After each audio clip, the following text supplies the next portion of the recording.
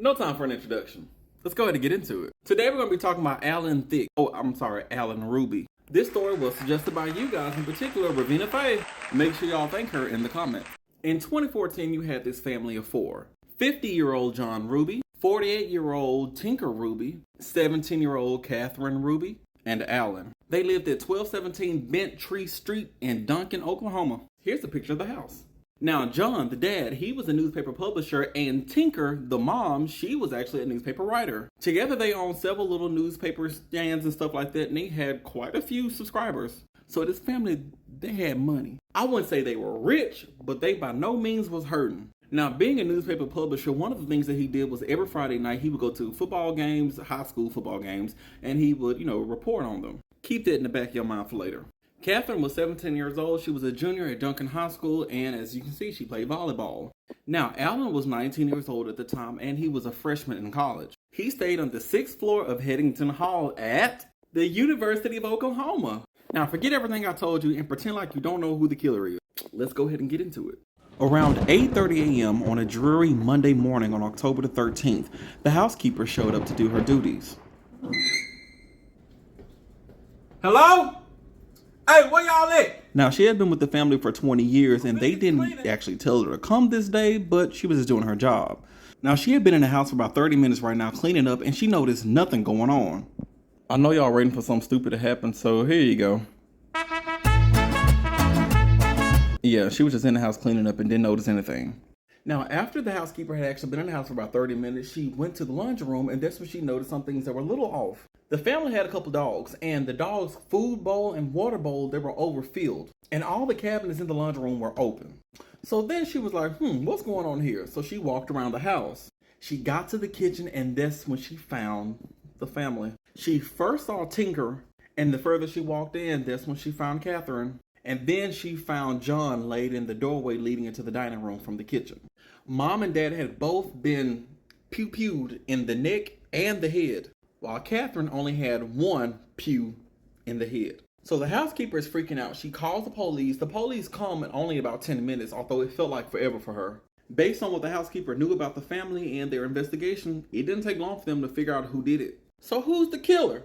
Cue the surprise. It was Allan. So what happened? Well, let me tell you. Allan was a terrible, terrible child.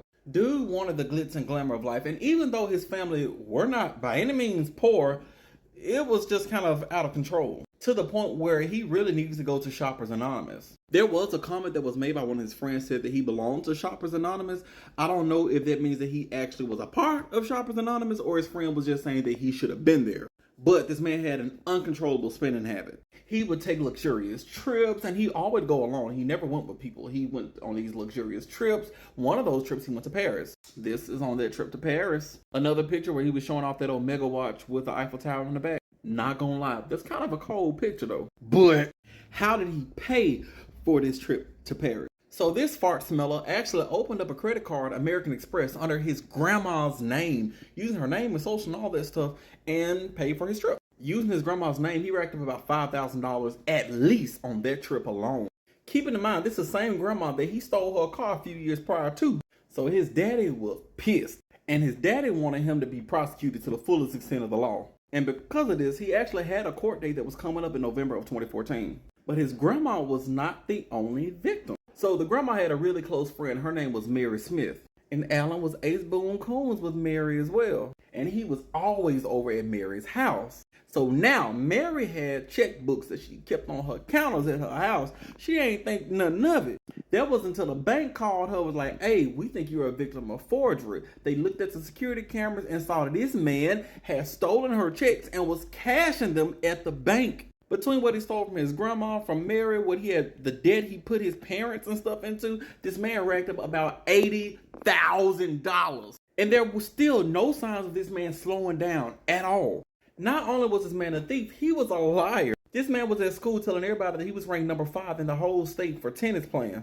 But the test results said that he a filthy liar. Then he told his classmates that he was going to be in W magazine. But the test results says that he a mother faker. What a freaking liar. Now, one of the final straws with the dad was what he did with the grandma. You know, was open up their credit card. So the dad was getting ready to cut this man off. And he's driving that black Jeep and he's like, no, you can't cut me off. What am I going to do for money? And dad told him, I don't know, but you finna go to jail, son. So with no more money, what did this man decide to do? Get a job? No. Stop spending. Heck no. This man went to a loan shark. For those of you who do not know, a loan shark is normally a person. Sometimes it can be a company, most of the time illegal, but they will give you loans at these extremely high interest rates. I know this is random, but my eyes look good in this sunlight. Oh, look at that. This how you blue-eyed hoes be feeling. Excuse me while I strategically place my eyes in this for the rest of the video.